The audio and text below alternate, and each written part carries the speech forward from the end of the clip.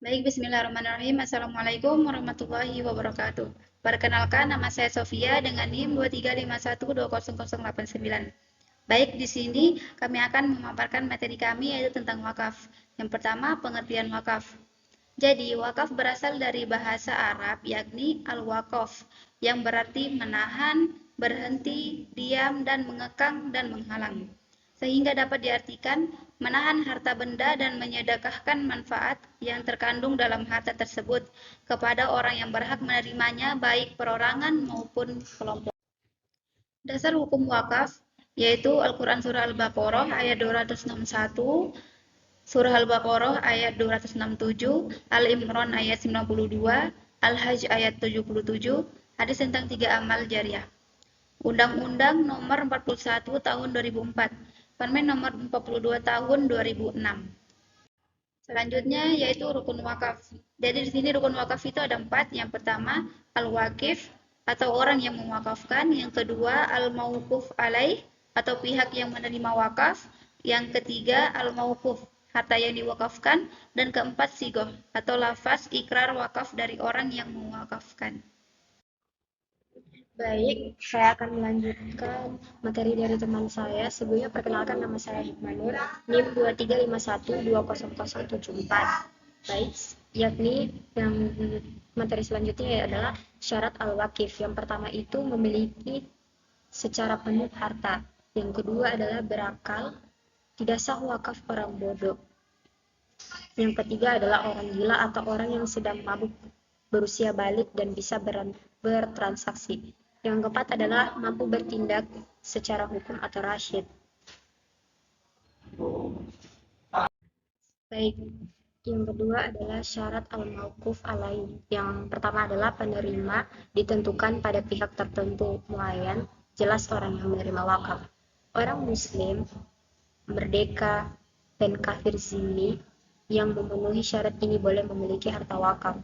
Yang kedua adalah syarat penerima wakaf haruslah orang yang dapat menjadikan wakaf itu untuk kemaslahatan atau kebaikan untuk mendekatkan diri kepada Allah.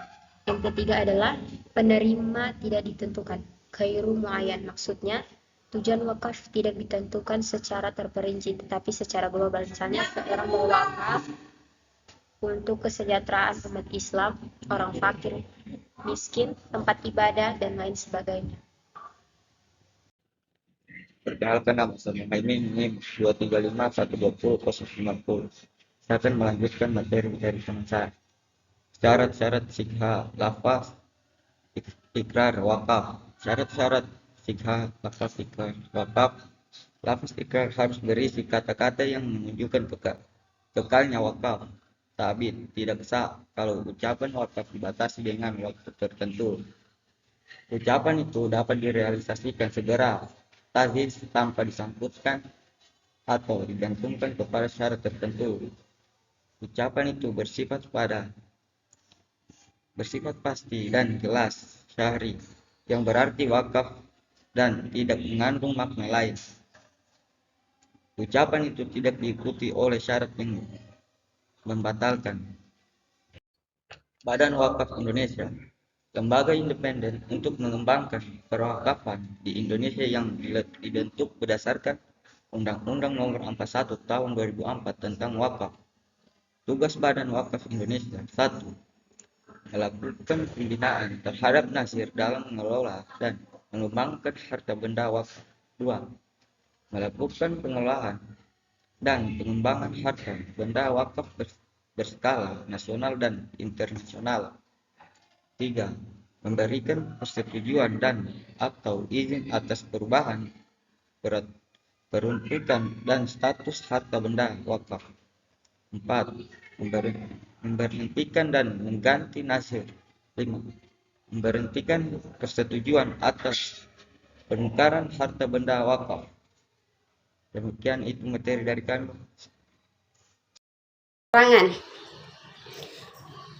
Nah, di 3, sumber daya pendapatan atau BMT dapat menciptakan lapangan kerja dan memberi pendapatan kepada para pegawainya. Nah, keempat, memberi informasi kepada masyarakat mengenai risiko, keuntungan dan peluang yang dapat yang ada pada lembaga tersebut.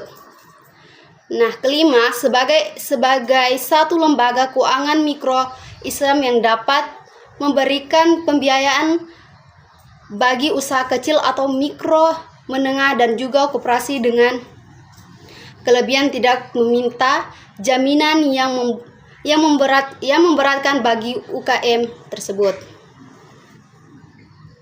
Oke, itu materi dari kami kelompok 12. Jika ada salah kata dari pemaparan kami, mohon dimaafkan. Saya Munizar, undur diri. Wabillahi taufiq wal hidayah. Wassalamualaikum warahmatullahi wabarakatuh. Baik, assalamualaikum warahmatullahi wabarakatuh. Perkenalkan, nama saya Diki. Saya dari kelompok 12. Di sini saya akan memaparkan materi saya yang berjudul Koperasi Syariah Baitul Mal wa Tamwil di Indonesia.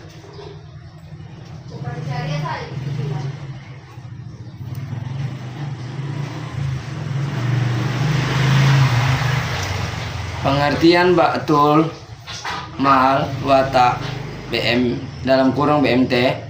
BMT terdiri dari dua istilah, yaitu Baitul Mal dan Baitul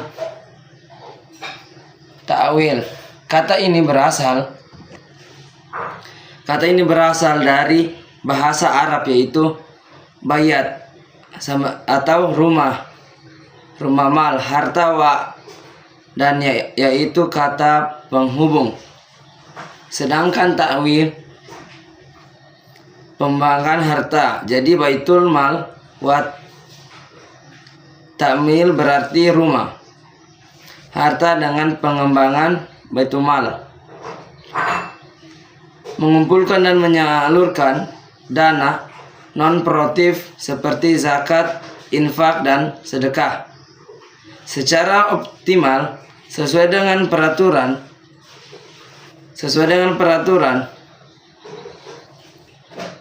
dan amanah yang dititip.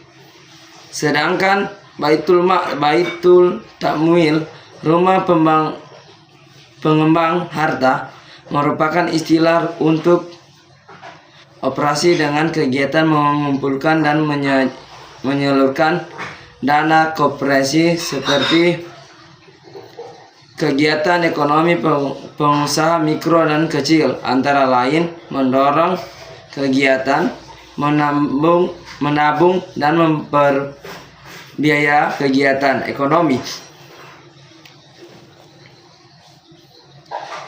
B. Sejarah Baitul Mal.